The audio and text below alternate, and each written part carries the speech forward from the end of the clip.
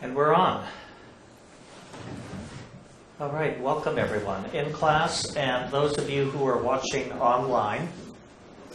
Started last week holding the questions and suggestions and input to the end of the class. We got really good response, written response from the online viewers who loved that. And so we're going to do that again tonight.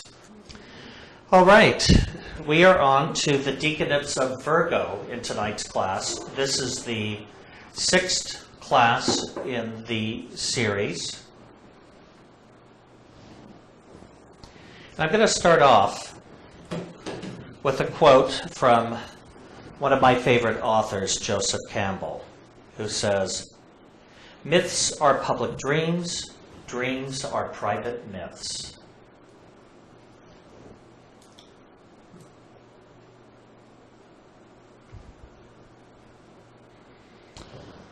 All right, Virgo belongs to the element Earth. So what we will note about all of the Virgo decanates, that they, in some degree, have to do with practicality. They are pragmatic. Virgo is a mutable quality, so it is a modifier. It's able to come between different forces and actually work to bring them together. Keyword for Virgo is I analyze. So the Virgo decanates oftentimes express either along the lines of critical thinking and analytical ability, or as the symbol is implied over there with the winged maiden holding the sheaths of grain.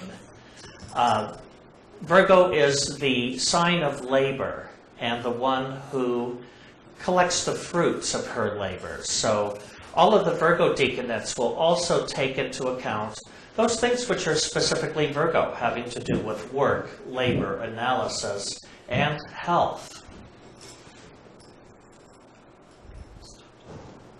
There are 3 decanates. The first decanate is Boutes.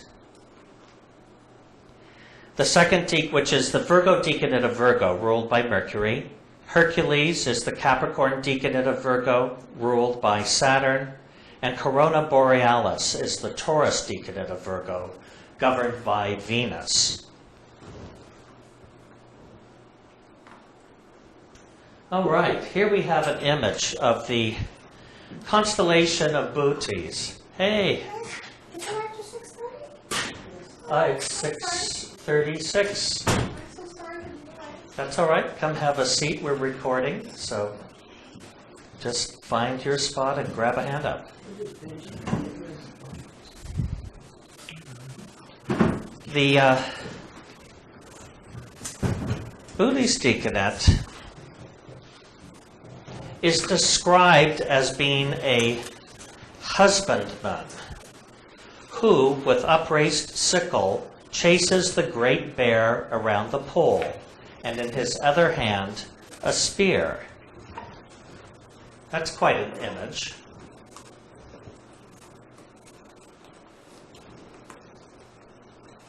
This is the first decanate of Virgo, which is any planets falling in 0 Virgo up to 9 Virgo 59 minutes will fall within the first decanate. The solar dates for this fall between August 23rd and September 2nd. The key word for this particular decanate, well, you can see it. We've discussed this already. The shorthand for this is Virgo, Virgo. And the key word for this is achievement.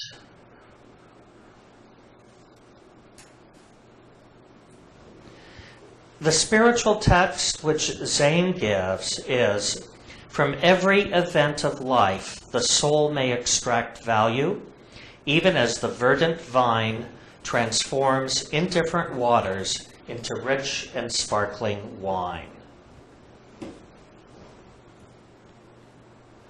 Well, we'll discover where that comes from in our discussion tonight.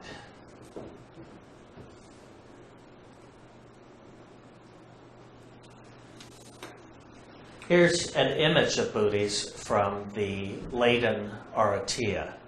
So this is a 12th century image. So we describe this as a husbandman. You know, it's not a word we use a lot these days. Sometimes people will go to agricultural college and study animal husbandry. You know, are they marrying animals? I don't think so. But they might be helping animals to marry one another. So, Bootes means herdsman or plowman. The word bo in Bootes actually comes from the Greek word meaning ox. So, some believe that he was dragging a plow behind two oxen. This is one of those tough constellations because there are a lot of myths associated. Hi, welcome. Come have a seat.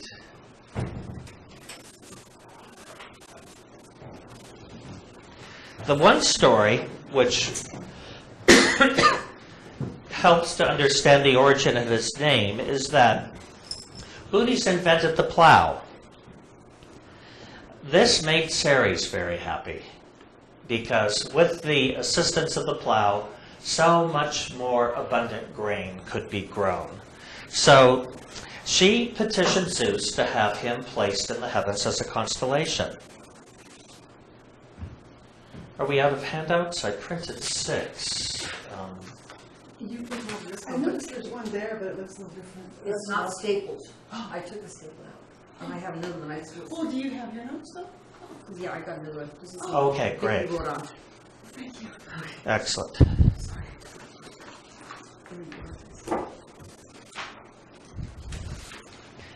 Now, so that's one story.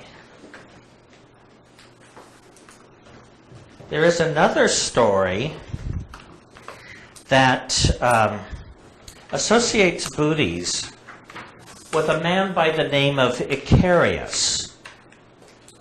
This is not the Icarus of Cretan fame, who, with his father Daedalus, designed flying, but this was Icarius of Athens.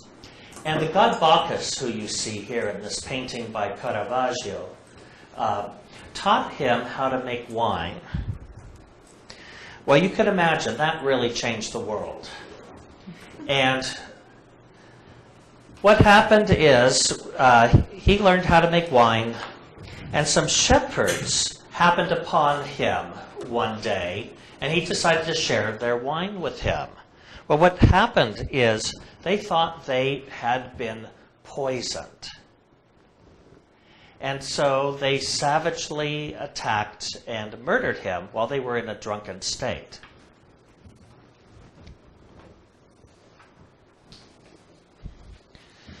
So, that wasn't very good. And there's a story about his dog that kept coming back to the place where he was buried, the faithful dog. There is even another story which makes sense in terms of how this constellation is arranged with other constellations. And this is the story of Arcas. And he was the son of Zeus by his liaison with Callisto. Well, if you can remember stories, what usually happened when Zeus had offspring by another woman? Hera got jealous. Yes, Hera got really pissed off. And usually she did something. In this case, a jealous Hera transformed Callisto into a bear. She'd try to kill the offspring over and over, right? Especially with Hercules, who curiously, his name, well, we'll discuss it later, means Hercules, or the pride of Hera. He survived her attacks. So, here you have Bootes basically following the great bears in the sky. Now, the brightest star in the constellation Bootes is the fourth brightest star in the heavens, and that is Arcturus, which means the bear guardian.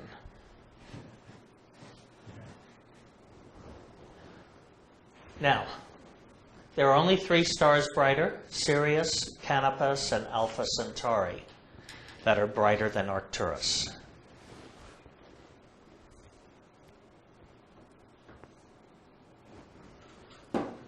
So he's seen in the heavens circling the pole, following the 2 great bears, which at some time in the distant past were also considered to be the oxen attached to his plow.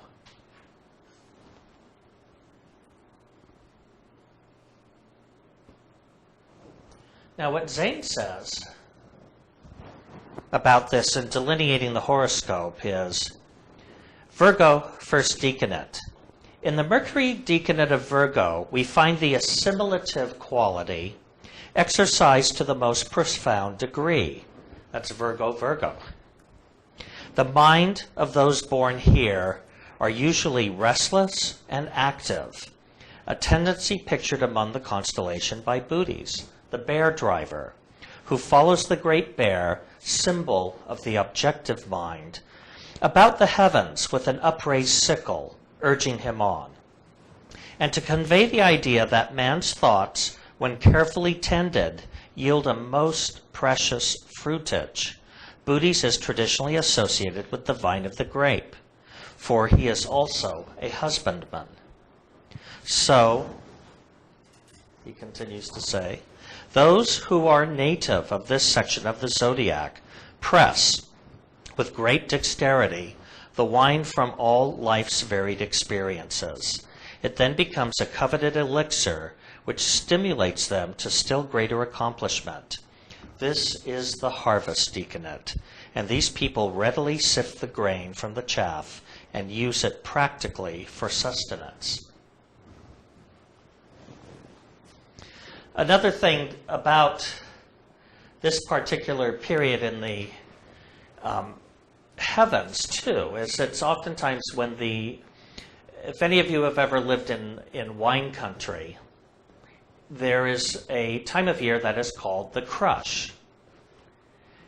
And this isn't a childhood fondness for someone, but this is actually when the grape harvest in the late summer is actually collected. And it's collected, the vintners basically are carefully following the sugar content of the grapes. And of course wanting to get it when it's the highest but before a rainfall so that things don't become mildewy or moldy. And so there is a crush that takes place. And Bootes has in many star charts pictured holding a sickle used for cutting the clusters of grapes off of the vine. Now in spiritual astrology, Zane says, whatever the events that may be attracted into the life, it is possible to convert them into real values for the soul. The meeting of obstacles may be used to develop initiative and resourcefulness. The losses which occur may be used to build up fortitude. Difficulties, when overcome, teach how responsibilities can be carried, and thus each experience holds a lesson which can be used in later achievement. Bearing upon these lessons, the text associated with the constellation is, from every event of life, the soul may extract value, even as the verdant vine transforms in different waters into rich and sparkling wine. Christopher? Yes. Here's a list of the people I've sent to. The Okay. ones that have logged in. And remind you that some people may not have done this, but they need to email it. All right. And again, if you've logged in late, or if you're one of the secret people that love to surreptitiously watch but not let your presence be known, you still have to email Vicky, V-I-C-K-I, at light.org if you want to receive a PDF attachment of tonight's handouts. So, and now I have names. Welcome Janice Butler, Renee Huval, Fred Michael, Alice Marie, Serena, and Doug. And I have emailed all of those people. Excellent. And Marie O'Neill? Anne Marie. Okay. Anne So- Marie's the only one that sent me an email. Okay. So I just read the other people and sent to them, so. And if you don't want to do that, then within a week the handouts will be available online. I will post them next Tuesday. All right, here's an interesting chart. Lyndon Baines Johnson.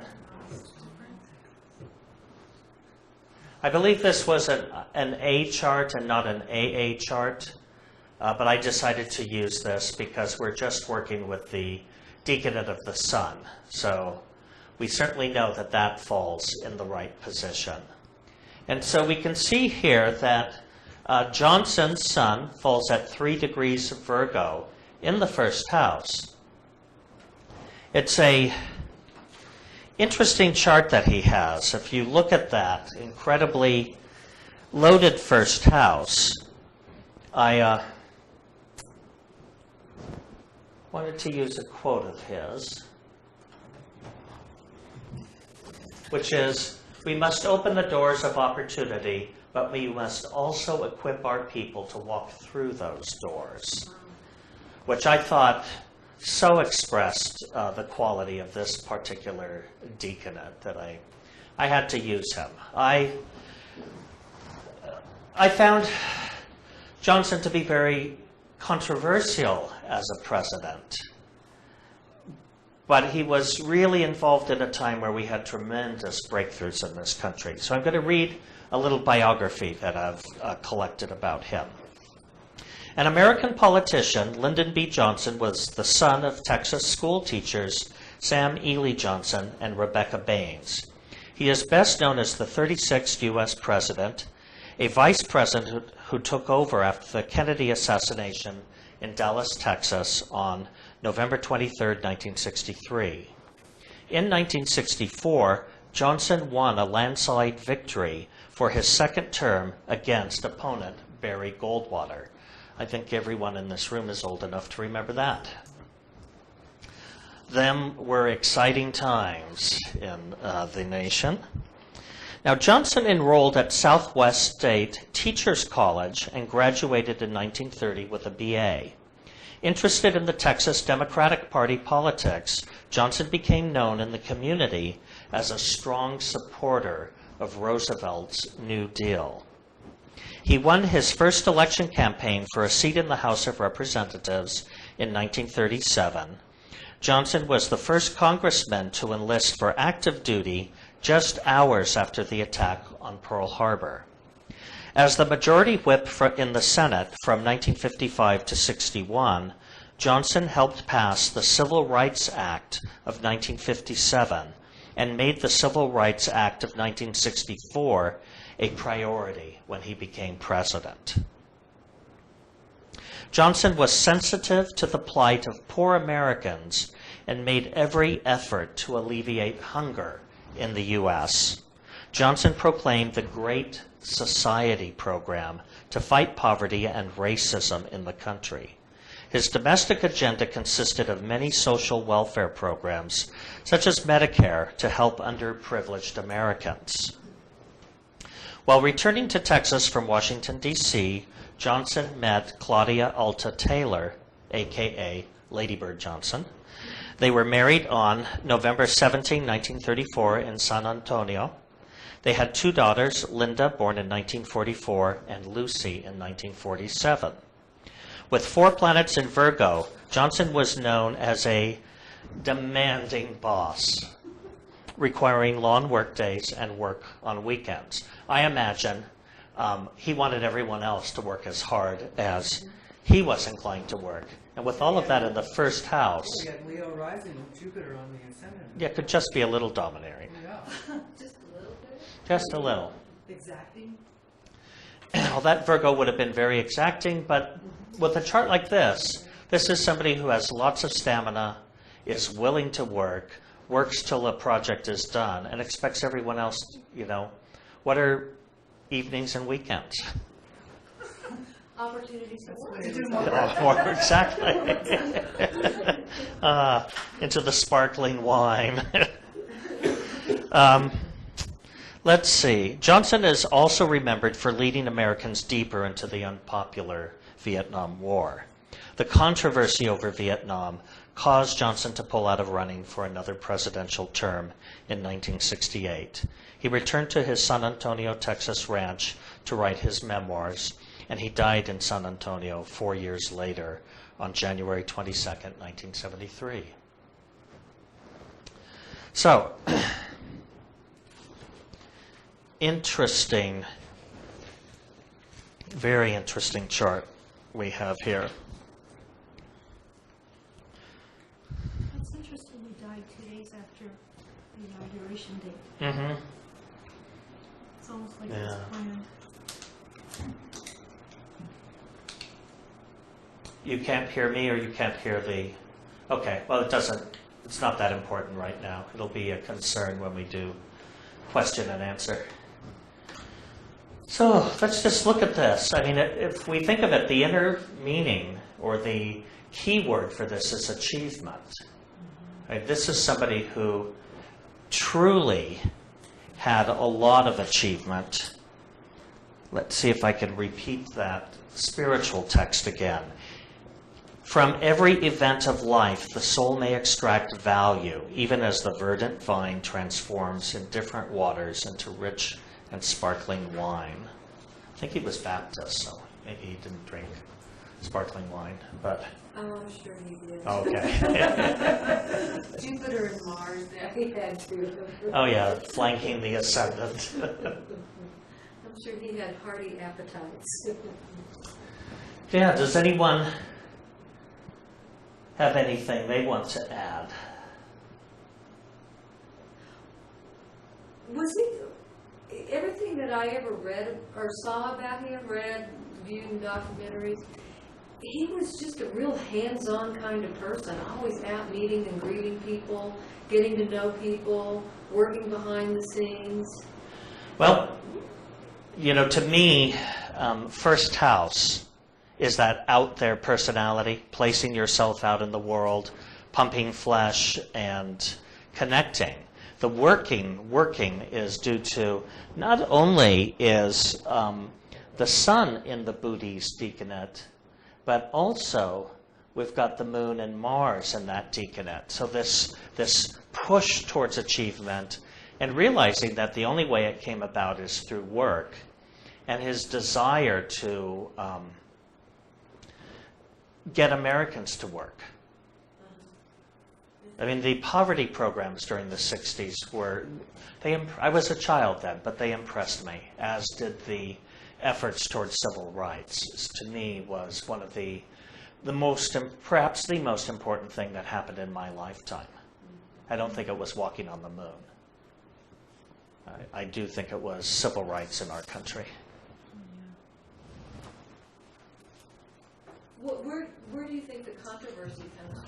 Because he wasn't, or was he just a controversial person for generations my age? And well, Mars is on the ascendant. That will provoke a little bit of controversy. He was very folksy in many of his mannerisms and sayings, which I think George Bush tried to be the same, but a little unsuccessfully, at least in my opinion. I know there are many admirers of his, but it didn't quite smack of the same sincerity that one. Basically, what you got from Johnson is what you see is what you get. So if there was backroom dealing going on, then, who knows who got richer during that particular regime. But I think the controversy comes from the Mars on the first house, which, again, so much of that controversy was about escalating the Vietnam War, which was, to many of us, just seemed like throwing fat on a fire.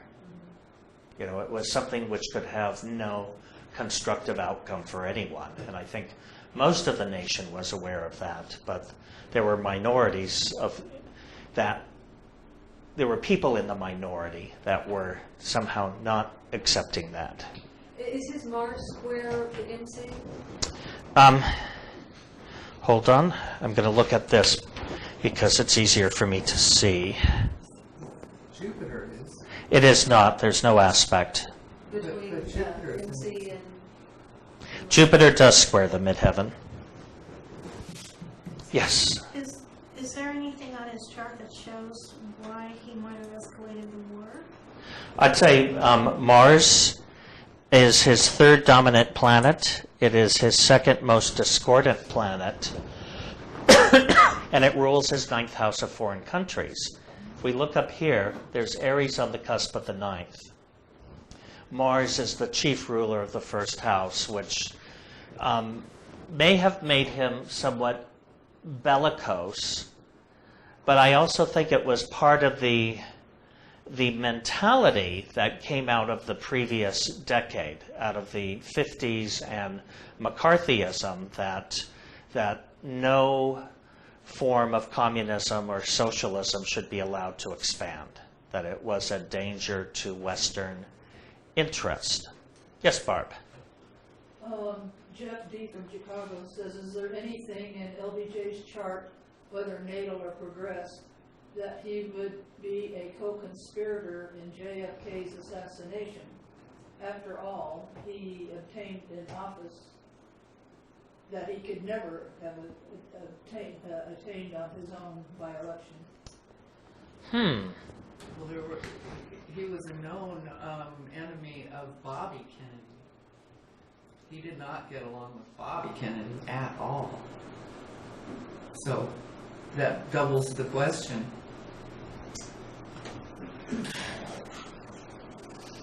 Well, what is being described, there are two areas I would look. I'd look at the 12th and the 10th house. The 12th house usually has to do with secrets and more covert operations. And the 10th house has to do with one's rise to power. I'm not sure that this question can actually be answered by astrology. It might only be able to be answered by really good detective work. But certainly the fact that he could be implicated in that is indicated in the chart. Jupiter is in the 12th house, and that is a harmony in his chart. So, What did you say about covert? What was associated the with 12th that? house can be associated with covert activities. It governs such things as detective work, the FBI, the CIA, underground passages, all of those sorts of things. So with that Jupiter so close in conjunction to the ascendant, and then the sun is the other co-ruler being in the first house, it's not likely that he would have hidden agendas. No. They would probably be outed very quickly. Right, and I would think with Jupiter there, one would tend to, if one had enemies, still act benevolently towards them. However, the one thing that does bring a little question is the Pluto in the 10th house, which can sometimes, in the most drastic sense, bring one into what might be described as coercive forces by, this may have been a group or political party of some type, but even there in his chart, this shows up as one of his dominant harmonies. Right. Pluto's his Sextile, weakest yeah. planet, and it is harmonious. And he was noted for, he was considered to be one of the few people that would be able to get the Civil Rights Act passed, because he was noted for making behind-the-scene deals with people. And then when he was ready to cash in, you know, Plus, put his this- force behind it. And the civil rights issue brought up his own personal transformation. He was brought up in the South to be prejudiced, and he had to overcome personally all that to do what was right for the country, which is one of the greatest things about him, I think, that he could do that personal transformation in order to be an appropriate leader of the Right, time. because also growing up in Texas, you have multiple minorities. You also have Native Americans and Mexicans, which were in those days also segregated in Texas law. Texas constantly changed its laws back then as to whether Mexicans were considered colored or Caucasian. And so on birth certificates, if you study them through that time period, it goes back and forth whenever there was a particular advantage to go one way or the other. So, yeah, Texas has an amazing history, which we won't get into tonight, but But I think that personal transformation supports what you were saying, that he was probably one of the few presidents who could have gotten civil rights through, because he had to Face look in his the demons. mirror. Yeah. Exactly. and he did early on. When I was doing some biographical studies on him, when he went to work as a teacher in the schools and seeing how students were segregated there, and minority students, particularly blacks and Mexicans, weren't ever encouraged into high school or higher education. They were generally pushed along tracks for what we used to call manual arts. Or labor. Right. Basically, you were training people to become laborers and or housekeepers, laundresses, and the like. Barb. Jeff asks, makes a statement, now that Pluto is in Capricorn, we're seeing the criminality of government and big business. That's for sure. That is for sure. And it's going to be there for a long time. So, We're yes. also seeing that dangerous, tyrannical, power play force upon the masses thing that I think is associated with the Pluto dark side. Right, and certainly when I was in previous years looking at the advent of Pluto into Capricorn, my thoughts about that is that it's really going to reconstruct the corporate body, which Pluto rules. Well, it's certainly being. And certainly what happened is legislation was passed shortly thereafter to actually make corporations give them status of For people. human rights. So, all right, for time's sake, let's move forward. Hercules.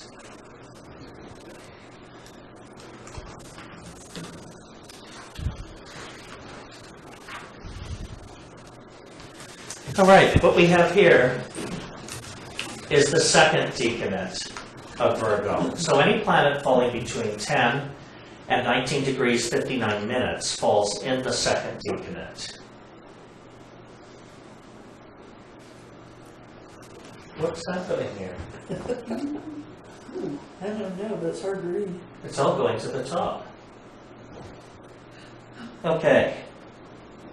I haven't a clue what just happened, but I'll tell you what that says. The symbols for Hercules are Virgo, Capricorn, and Saturn. This is the Capricorn decanate of Virgo. The constellation is Hercules, which is described as a hero who crushes the head of the dragon under his feet and with his hand grasps the apples of Hesperides. And the key word which is associated with this constellation, with this decanate, is experience. The spiritual text says, perform conscientiously whatever work comes to thy hand, and because of thy experience, greater things to perform will be given thee. A lot of thys and these in there. So, who is this guy? Well, here you can see his club, and the apples of the Hesperides, he wears over his back the pelt of the Nemean lion. We talked about this, maybe not, but what he discovered, the Nemean lion was one of the labors of Hercules, which he discovered that the only way to kill the lion was to basically skin it with its own claws. So, Hercules is the Latin title for the Greek hero Heracles. Heracles, I mentioned earlier, means pride of Hera. Well, what do we know about him?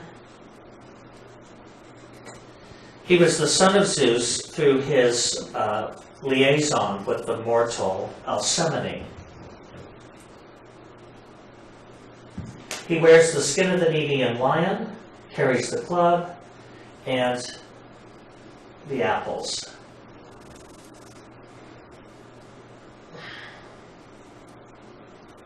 Was his mother a mortal or another goddess? Immortal. So he was only half immortal, but he had really awesome strength. This guy could do a lot of things. His club was an uprooted olive tree. And the first thing Hera did, she was always trying to kill him. You know, it was like her daily goal was to get up, have her coffee, and plot his demise. So, He had to get strong then, didn't he? he did. And the key for this is experience. Right. So, one of the first things she did was when he was in his cradle, she sent a giant serpent to crush him. And the opposite is what happened. You know, he basically strangled that serpent and thus gained his name.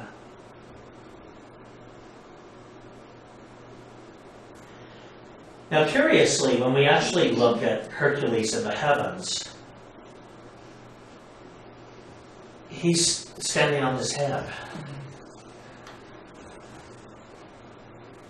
He's upside down.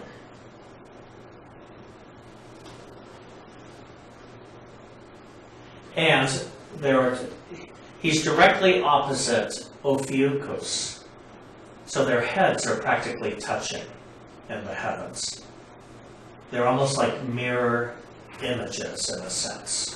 One standing and wrangling a serpent, and the other upside down, holding the apples and the club. Now above him, where his feet are, is Draco, the dragon, who guards the apples of the Hesperides. We're going to talk about these next week when we do the Decanates of Libra. We will talk about Draco.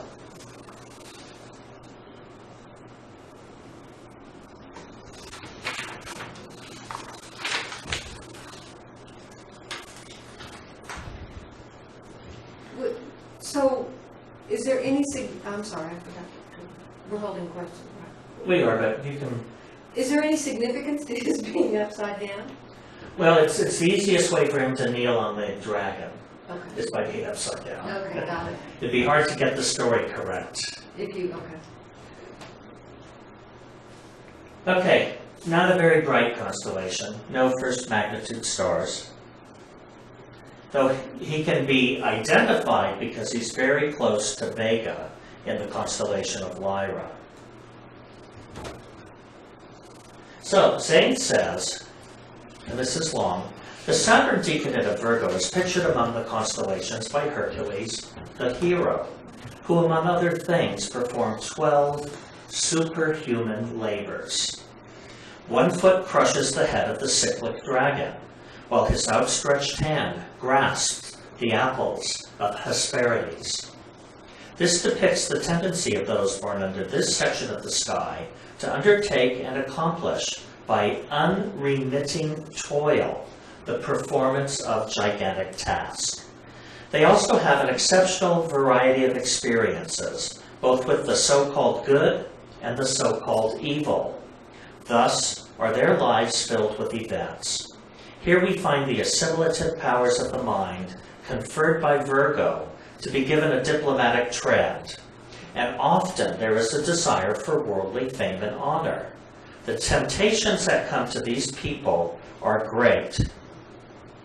But if they guard against the allurements of the flesh that sooner or later come into their lives, they can rise to great heights through their unusual powers of discernment and comparison.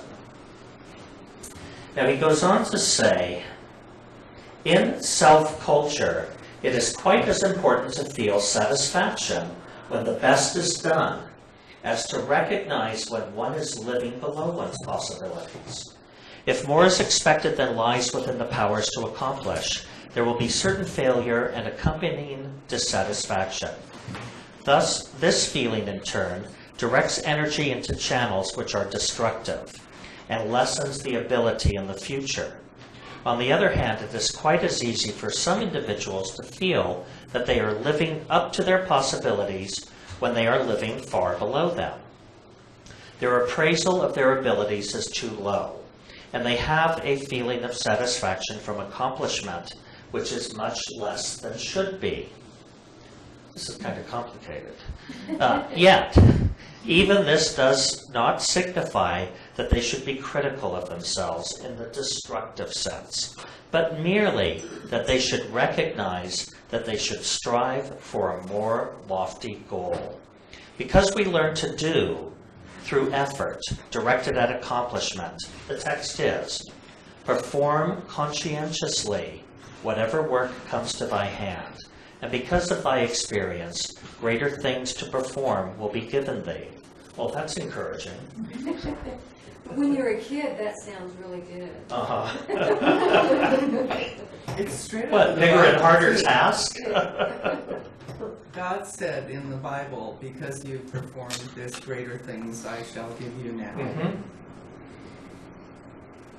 I can't remember where it was in the Bible, but I know it's a quote. So it sounds like Isaiah, one of the cranky prophets had to say that. Yeah.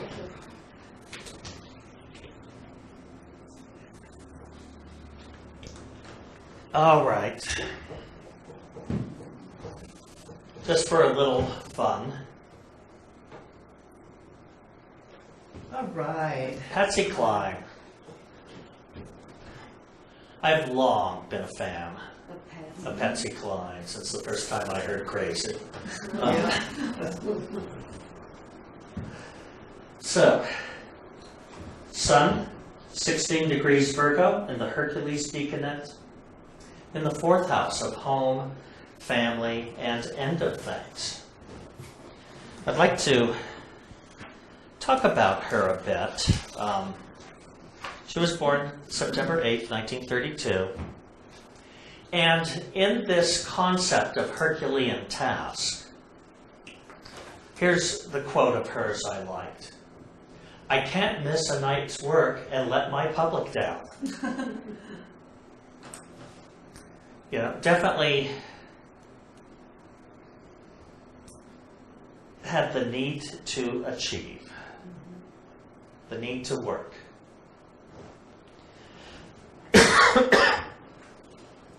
American country western singer Patsy Cline was born Virginia Patterson Hensley. Her mother, Hilda, a seamstress, was just 16 years old when she was born. Her parents had been married just 6 days earlier. Her father, blacksmith Samuel Hensley, was 46. Her family called her Ginny until she was 20 years old. Patsy's family moved shortly after her birth, and over the next 13 years, they moved about 20 times. Oh, God. Look at that. 4th house. Dominant 4th house. Mercury, which is the planet of movement, is first ruler. Jupiter, Neptune, and the Sun. At age 13, she developed rheumatic fever. When she was 15, her father deserted the family, and her mother was left to provide for the children. Ginny did not have contact with her father again until 1956, when he was dying of lung cancer. Samuel Hensley died on December 11th, 1956, having never heard his daughter sing. As a child, Patsy wanted to become a dancer.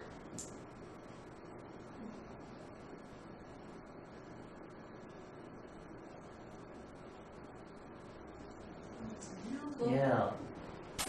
Well, someone with Gemini rising would have good rhythm and timing, and I could see where that would come. Yeah, I'm thinking it's the Sun-Neptune conjunction. Could be all those. It could be all of those things.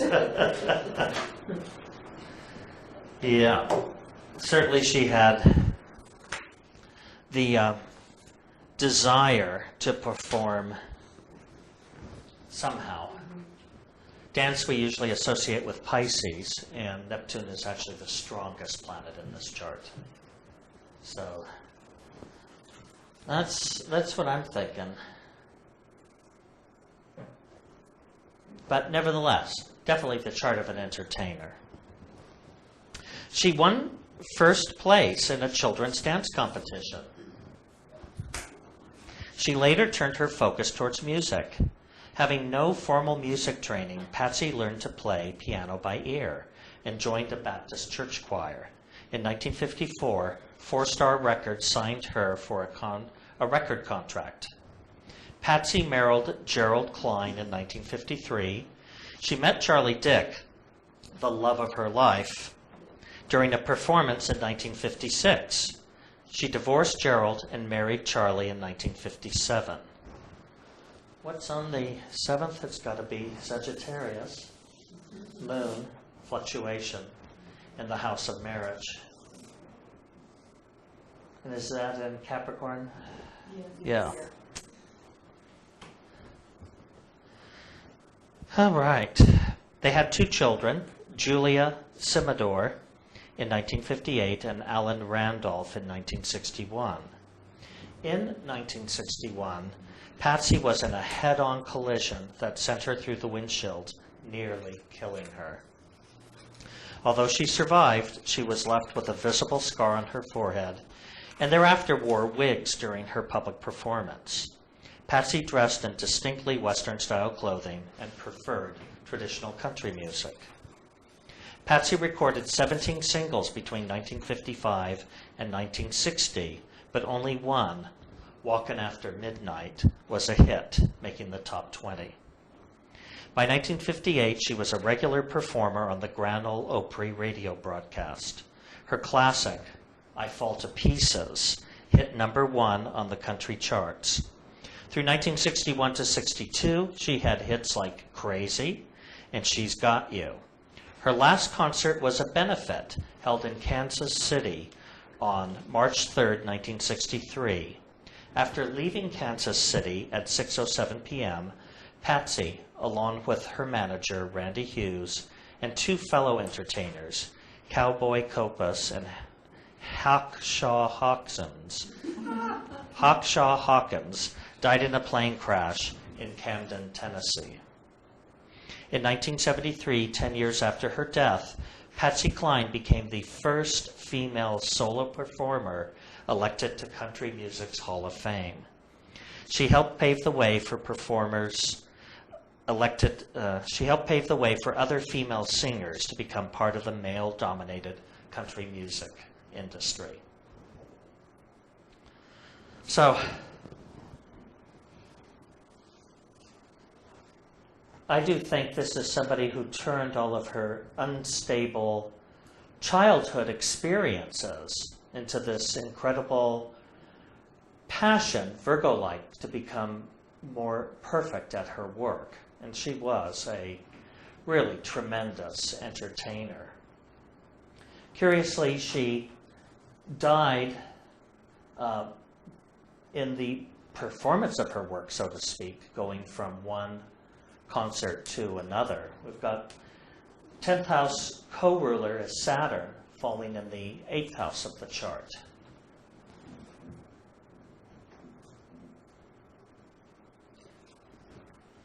Yes. So death shows in a chart too? Yeah, it's certainly easier to see in hindsight than foresight, but yeah, I don't recommend using a chart to tell people about their demise. I'm not sure how helpful that is, and you also, in terms of a sense of responsibility, you don't want to bring about a self-fulfilling prophecy of some kind. So, does anybody know anything about Patsy they want to add, seeing the chart we have up here? I love her music. I love Patsy Cline. Yeah. It's amazing. Is her son, is it harmonious? Her son is It looks weak sweet, yeah. and mildly discordant. It's 7.5 astrodynes, 1.85 power, which is curious because it's in an angular house, and it also makes aspects to the Moon, Venus, Mars, Jupiter, Saturn, Neptune, Pluto, and the Ascendant. They're all mild aspects. The strongest of these aspects is the conjunction with Neptune at 6.79 astrodynes. And Neptune is the dominant planet in the chart. So definitely we can see the love of dance, the love of entertainment, this need to sway the public. But what were her songs about mostly? Disappointment. I mean, if you listen to a Patsy Cline song, it's about disappointment. And that is the dark side of Neptune. Neptune dreams up how the affair is supposed to be, and then you end up, what is it? You've got my records, all I've got are memories of you. I created a Patsy Cline station on Pandora. Did you? And I just loved it. I had no idea, Vicki. Well, I was listening to all the melodies, and I thought, oh, this is so cool. Then all of a sudden, after a while, you start paying attention to the lyrics, and you realize, oh my God, this is so depressing. So I didn't listen to it that much afterwards. Oh. It has That's its why place. it's nice to intersperse your songs. Yeah, exactly. Like More Leonard affirmative, Cohen. My very favorite Leonard Cohen can do that to Exactly. me too. Yeah. I'll have to see if I can find his chart. Yeah. All right. So you're seeing how this works. And she really worked at all those hard times, too. I mean, she had to. She had a fairly discordant chart. So Did anybody see the Jessica Lange? Yes. I She didn't. a I very would love good to job. see it. Yeah. I would yeah. love to see it. And Ed Harris plays her The second star-crossed lover. Yeah. They both did a knockout job. Do you know what the film is called? I think it's called Crazy. No. Maybe? That would make sense. Or the Patsy I Cline don't story. remember, but that makes sense. Or I went out walking. I can always Google it. All right, you do that while we move on to the next. But do tell me, in case I have to get it on my Netflix queue. Yes, Corona Borealis, which means northern crown. That's one image of the northern crown, which looks like a normal crown. But Zane describes it as a crown of lance points or spikes. Whoa. Like thorns? Like a crown of thorns, yes. So, Why is this called the second beacon? because I failed to turn it into third. Sometimes I make, Sorry. I'm not very Virgo-like, and I just make mistakes. And I always welcome other people to point them out so that I can go back and correct them. Sweet Dreams. Sweet dreams. Okay. 1985. I mean, you'd think that would make you feel good, right? You know, Yeah. until you start paying It was an attention. ironic title, yes, it was an ironic title. Okay. And it speaks to the Neptune, Yeah. you know? Sweet dreams, poignant dreams, bitter dreams. Good or Yep. sweet dreams. There More you appropriate go. title. Yep. Okay, so this should read third decanate. Any planets that fall between 20 and 29 degrees, 29, 59 minutes of Virgo. So the solar dates are birthdays falling between September 13th and September 23rd. The symbols are the Taurus decanate of Virgo, which has a Venus overtone, though you'd never guess it from the nature of this particular decanate, because there is little about this that is fun. Corona Borealis, the description is a crown of 12 iron spikes, in front of which a serpent threatens to strike. That almost sounds like one of the tablets of Aeth. And the spiritual text for this is, he who would live the life of the Spirit here and now upon this earth, seen and known of men, must have fortitude in times of adversity. Ain't that the truth?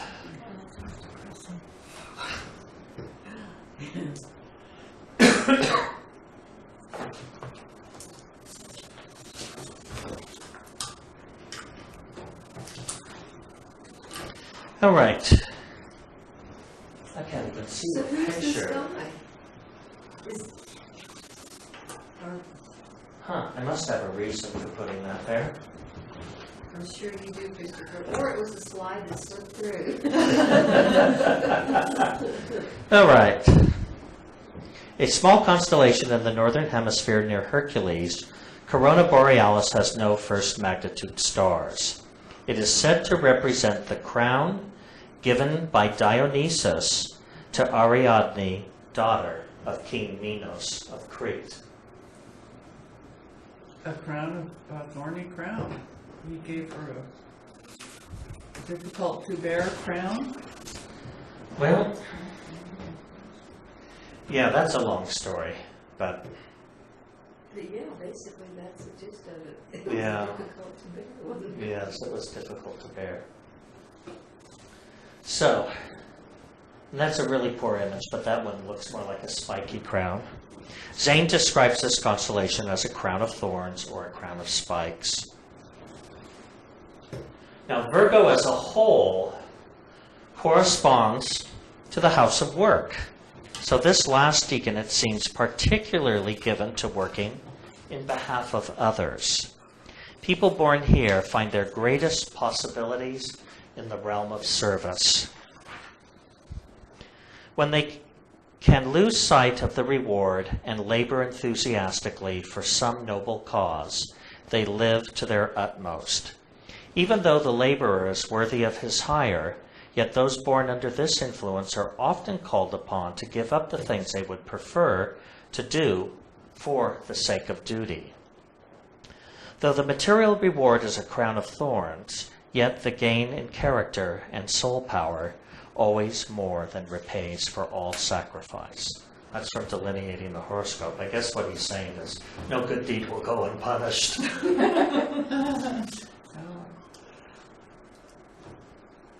Now, in spiritual astrology, it says, if individuals are undergoing training to fit them each for a different function in the cosmic organization, each will attract to himself just those experiences he needs to develop the required abilities. Accomplishment of any kind implies the ability to overcome difficulties. People who have never had hard problems to solve are unable to solve hard problems when suddenly presented. Afflictions, therefore, as Job discerned, are not bestowed by heaven to punish man for sin, but to indicate that he has a lesson to learn. When he has learned this lesson, he will be able to triumph over the affliction, as Job did in the end. For Job was healed, and the Lord gave him twice as much as he had before, and he lived a long and prosperous life.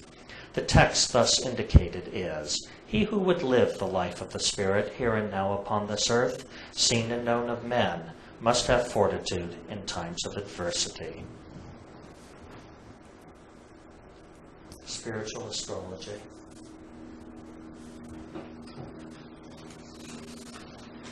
All right.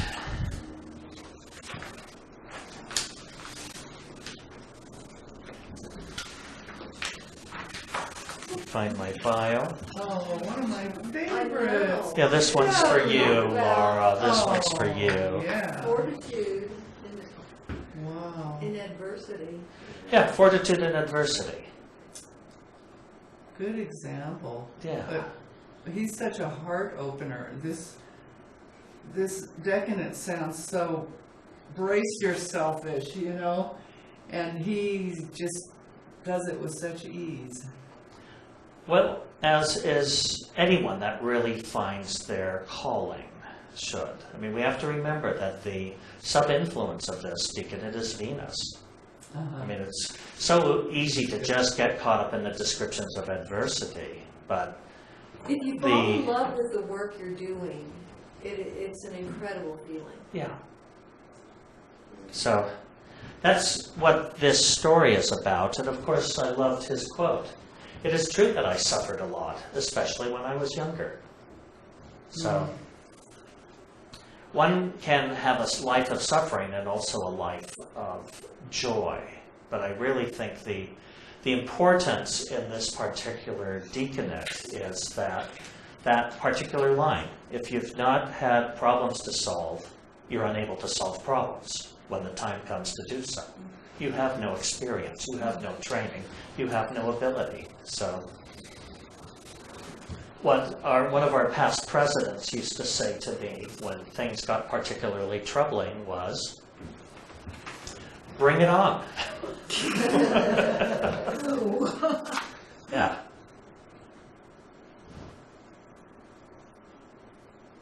It's a great picture you found. Uh-huh. All right. A blind Italian singer who is pushing middle age, Andrea Bocelli, has sold over 20 million records in the last 6 years. Bocelli grew up in a Tuscan vineyard. His parents had a successful family business. I thought that was interesting, you know, with the Virgo stories going on tonight. His parents had a successful family business selling farm machinery. Almost immediately after he was born, his family doctor noticed that he had great difficulty seeing. Bocelli was born with a hereditary form of glaucoma. At 6 months of age, he underwent his first eye operation. After 27 more operations, at the age of 12, he lost his sight when he was hit by a ball playing soccer. Bocelli earned a law degree and spent a year as a public defender. He studied with the great retired tenor Franco Corelli and spent his late 20s singing in piano bars. In 1999, Bocelli sang The Prayer with Celine Dion at the Academy Awards. Bocelli's music is a crossover between pop and opera, and he's maturing with age. He married on 6/27/92 and has one son, Amos. He married this beautiful blonde woman.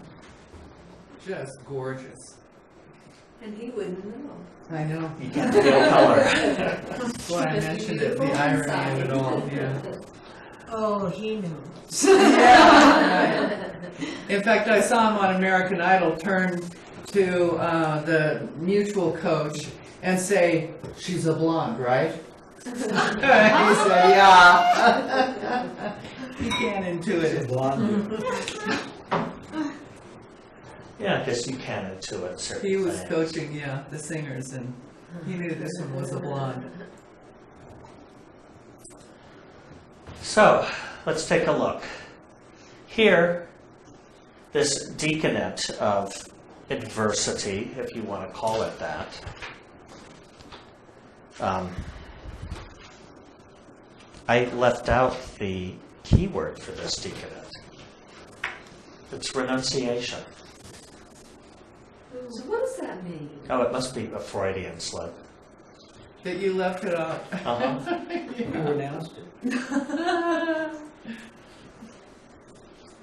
Yeah, the only thing I got there is Pluto, so I went covert with renunciation. What can I say? So this renunciation decanate, this story of Job, sitting on, afflicted and sitting on his ash pile, is expressing through the first house of his chart, which has to do with physical body and health. I mean, and this is clearly, it's not the result of something he did other than playing soccer, but it's a hereditary illness. This is a credible life lesson to learn. But he's been able to turn that into something that so pleases audiences, especially because he's able to do crossover music. He sings popular songs, but in an operatic style.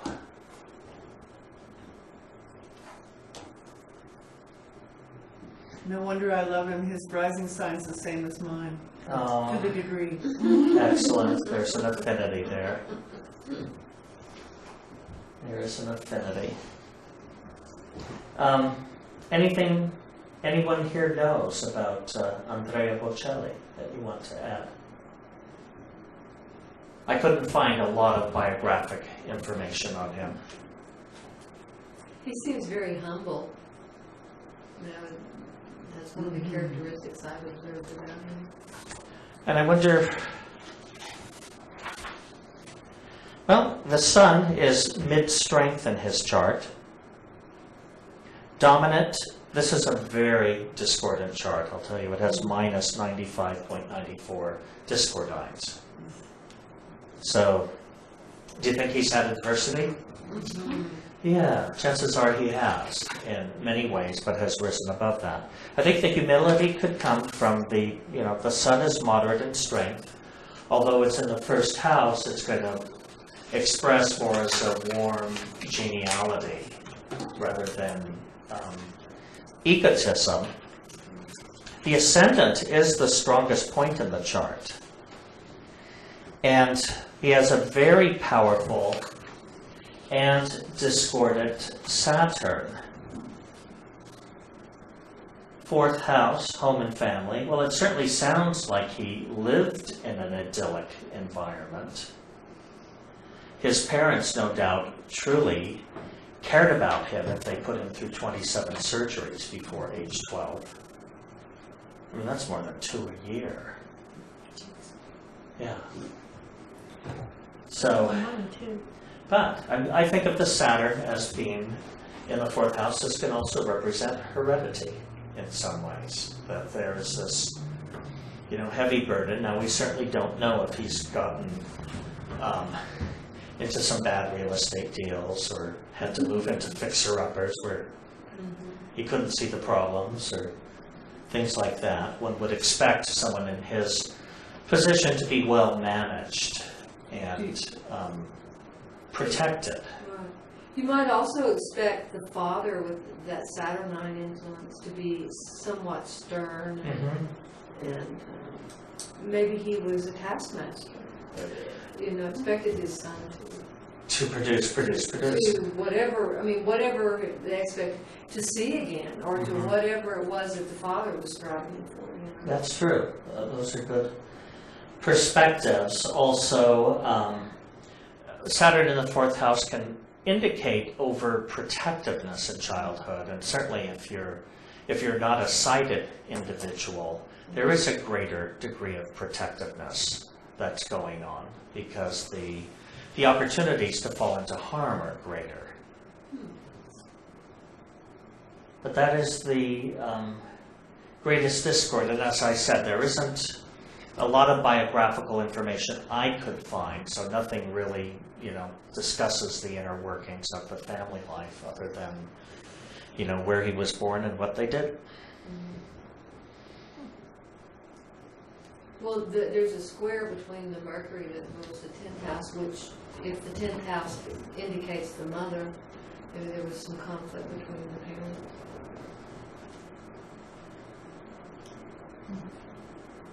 Yeah, that could certainly be so. It could even be conflict over, what the treatments would be, since Saturn also rules the 6th house of health. So there may have been parental disagreements as to whether or not to subject him to, endless surgeries. It's all speculation on our part as astrologers here. Would you repeat how it was you saw that? Vicky perceived a square from Saturn at 19 Sag to Mercury at 17 Virgo. Mercury rules Gemini, the 10th house, which in Hermetic astrology is mother, and Saturn falls in the 4th house, which is father. A square represents an obstacle compound. And I was just elaborating that to the Saturn to include the 6th house, which is healing methodologies, and that could even be the source of contention between them, or a possible source of contention. And if you're using the 6th house Aquarian rulership by Saturn, because it also rules Capricorn, which has the moon in it. They're in the 5th. Saturn, right? Yes. And the moon could be associated with the feminine influences or mother too, couldn't it? Yes, the moon can always be, again, like another maternal influence within the chart. So in this case, the Saturn ruling his own 5th house of offspring, and with Mercury squaring Saturn, there's also some attention to detail or protectiveness around his own children, I would imagine. But also, any time you have the child of a celebrity, there has to be, extra bodyguards and stuff like that. The fact that Saturn rules the 5th house might also mean that he wouldn't have children, might it? Yes. The only thing that makes it different is the moon is there. Even though the moon is not in a fruitful sign, it does make for parental desires, the need to succor or nurture. It's possible, let's see. He only has one child, right? Only one child, and chances are he had it in later years. I need to look up the biography again. He married in 92, so What year was he born? 58. 34 years old. So 34, that's not quite middle age or anything. In fact, that seems quite young to me these days. Right. What I'm seeing too is Saturn in the 4th house with Sagittarius, which is a lot of religiously devoted to the surgeries there to getting better, because up into the 9th house you have Taurus, who is, ruled by Venus, which is a lot of affection. So to me, that's what I see right there, with a lot of stubbornness with affection, and the religious safety urges to get him better.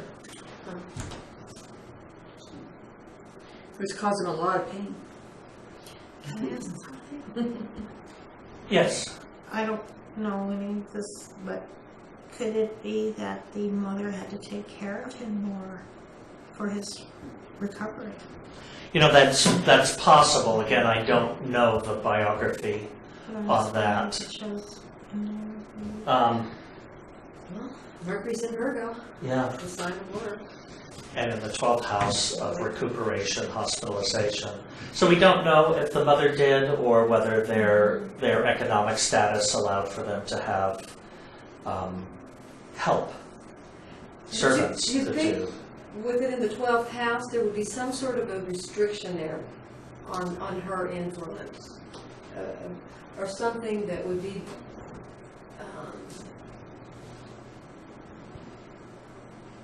Well, Mercury is 2 degrees away from Venus in this chart, in the 12th house, so who knows?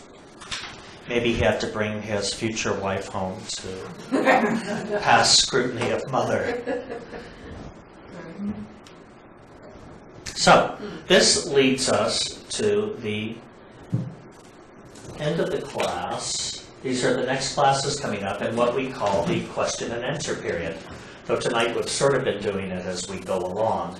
Barb, were there any questions brought up by our online viewers tonight that we could address first? Not yet.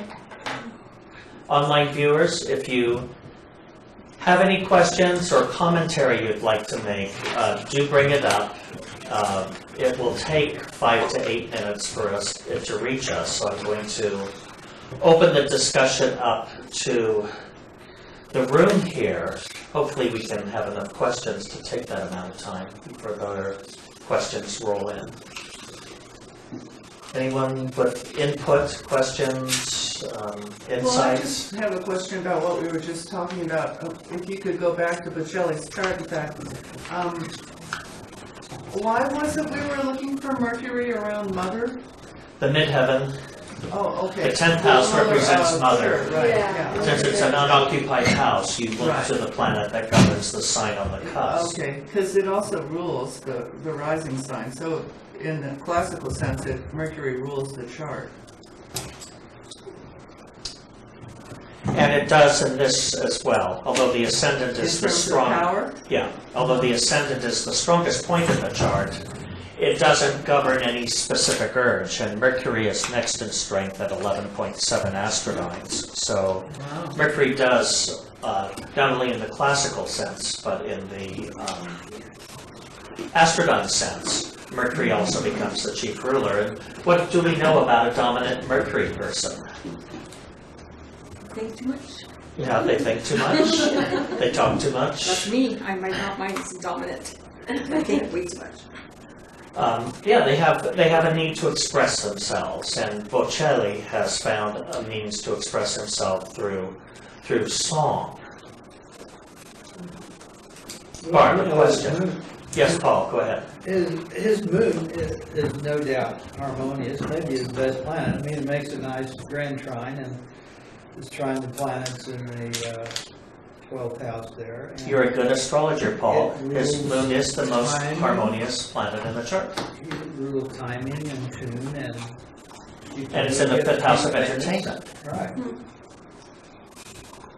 It's not strong, but it's in the sign of its fall, I believe. Yes, but it's the best planet.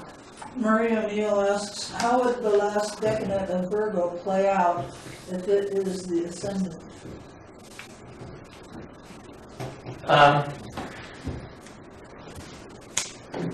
I think wherever it falls, But it isn't. It's in the middle decade. she may be referring to the chart of someone she knows, and Okay, not to gotcha. this chart. Okay. It's not having her in the classroom. It's hard to interpret sometimes questions we get, but I'm guessing she's wanting to refer this to another chart she's familiar with. And the way that impacts on the ascendant is, again, it's the renunciation decanate. One, at some point in their life, has to deal with, no doubt, health-related issues. And it's important to not see that as some kind of punishment, neither from the, sort of popular metaphysical sense that this is something I created, or from the Calvinist sense that this is a misfortune, pressed on me by the Creator. But really, that the thing, many people who go through illness talk about it as being their wake-up call, or the thing that has changed the way in which they have perceived the world around them. And certainly the book of Job in the Old Testament is one of the most profound books, for me at least, how we take good health for granted until it is pulled away from us. And then it's oftentimes a dark night of the soul, but it's also the process that we go through that sometimes brings about our greatest personal insights, For some people, it causes them to change their patterns, their behaviors, their ways of doing things, and figure out what facets of life are more life-affirming for them. And there's oftentimes it can be followed by a desire to be of service somehow. So that's my touch on that for having this crown on the ascendant. Any other questions, Barb? Not yet.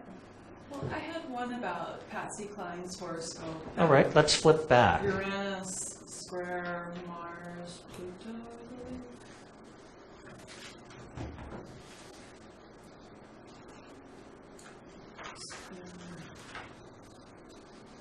Almost there. Come on, Patsy. All right. Uranus, square, Mars, and Pluto. Oh, yeah. Very close, isn't it? Well, didn't she have a hard time hanging on to her money? What was it, that accident? Oh, that accident. Cherish, yeah. I don't know. Any aspects between Mars and Uranus? Yeah, any aspects between Mars and Uranus does bring in a preponderance of accidents. Now, in this chart, curiously, it's not there. It's so close to perfect, but it's strong. It's 7.89 astrodynes. What certainly stands out for me in this chart is the Mercury midheaven opposition at 14.17 astrodynes and the same amount of discordynes. But let's talk about that. What is curious about that aspect is it neither governs the 8th house nor the 3rd house, but it does involve the 9th house of long distance travel. We know she got in a car accident and was injured. There's one accident. You know, the plane accident was clearly fatal. Oh, yeah.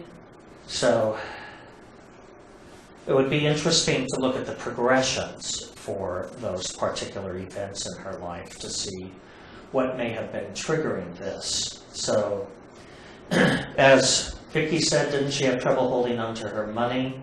And again, I think I've heard of such things in documentaries I've seen on Cline. But I can't say for certain. It was not in the biographical material I researched for her. So, but one might say that mixing friends and finance with this chart could have some ill effects. She wasn't into any drugs, was she? I don't think so. That's never been mentioned by biographers. You know, not like. Minnie. And I didn't know about Minnie, but I'm trying to think of June Carter Cash and Johnny Cash, who had quite a reputation. Well, And there are others in the country music scene. And again, anybody performing in the 60s, I mean, that certainly was the time where prescription drugs were quite readily available to be abused. and heroin and, a lot of other addictive drugs. She had Sun conjunct Neptune, that's why I asked. Well, maybe she hit it well. At home. Yeah, Yeah, right. Wasn't her husband Yeah. wasn't he an alcoholic? The second one? Alcoholic or Mhm. a drug addict or something? it seemed like they lived a wild life in the movie, Yeah. but they weren't explicit. Sweet Patsy's that Dreams. Patsy Cline movie? Patsy Cline With Jessica biography. Lange? Her- Jessica Lange and Ed Harris. It's a very good movie. Sweet dreams, what a great song. Well, the person piloting the plane, was that a friend of hers? think it was a manager. Or just a hermit. Who was That was on a- the plane?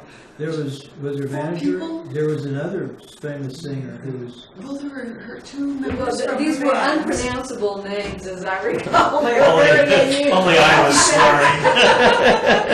All right, I will try it again. Hawkshaw Hawkins and Cowboy Copas. You remember that, Paul? oh yeah.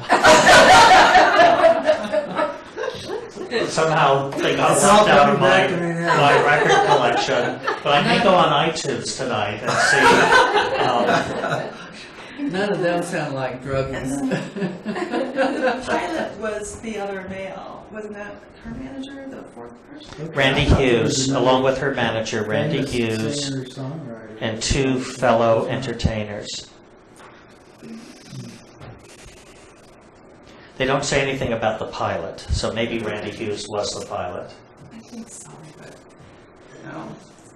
I've only seen the movie. Right, and movies are not always documentaries. Oftentimes they are, Hollywoodized. yes. Yes. So, but definitely an awesome performer, Patsy Cline. Yeah, it seemed like this was 1963. I'm trying to remember, when did Buddy Holly? I mean, Buddy Holly and Richie Valens died around that time, and maybe a few years later. But they Did were- Buddy Holly die in a plane crash? Yeah, and Richie Valens. Yeah. That's when the music died. Patsy, Richie, and Buddy. The Big Bopper. That song, you know, the song when the music died. I rode my Chevy to The American Ride, Don McLean. Yeah, I always thought that was talking about. Buddy Holly. Buddy Buddy Holly's Holly. device. Yeah. And he was on the plane with Valens, wasn't he? Yeah, And one other, the Big They're all Big Bopper. Bopper. Big Yeah. Bopper, all on the same plane. Yeah, The night the music died. right. But then came Janis and Hendrix and a whole lot of people who died, you know, young in their prime. They were more self-immolation. And train wrecks. Well, it was Neptune in a different order. Yeah, it was. Yeah. Different order of Neptune. The last month's astrological reading, we looked at chart after chart of heroin addicts Oh, and went way back to Billie Holiday and Anita O'Day and who collected the charts? I forgot his name, but it was an excellent presentation, and that's what we were looking for: signs of addiction, recovery, and you know, can't remember the third adjective, but that was the theme. Cool. And we just looked at heroin. I mean, there were so many examples of so many kinds that we just looked at that one, and it was Were they very, looking of at course, Neptunian. AA data or any data? I don't know the answer to Okay, that. okay, just curious. Barb? Jeff comments that it was Don McLean's tribute to Holly, that Yeah. song that he said, and he also Okay. mentions 1959 or so. The year that the Yeah, they all. Oh, that was they all earlier, died. yeah, 4 years earlier. Wow. Is Jeff a Virgo? Oh, Or Gemini? One of you. gosh, He's got the Helping data. us I out. should know, but I'm He seems to forgetting. have those facts. All right, any further questions or input? Did we get any more input from the online peanut gallery? Should we play some Patsy Cline? Yeah. I could play some next week when I'm done. All right. Well, I think we did it. Thank you, Christopher. Thank you for coming tonight. So next week, 3 Deacanates of Libra. Some really interesting personalities. Great negotiators and peacemakers. So, This time it was all about work. it was. It was labor intensive. Yeah, labor. This was a labor intensive, yes. Two great singers, though. All right, online students, thank you for coming. Sorry about the mess up with the handouts. was in my intention to have them online, but something happened.